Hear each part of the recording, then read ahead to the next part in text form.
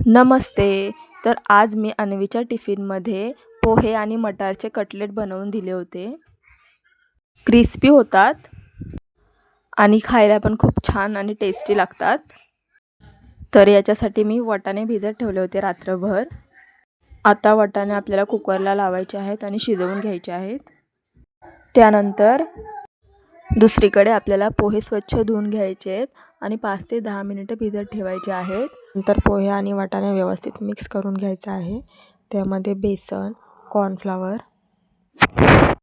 हळद, मीठ आणि सगळे मसाले टाकून घ्यायचे आहेत आणि व्यवस्थित मिक्स करून घ्यायचं आहे आणि असा गोळा बनवून घ्यायचा आहे.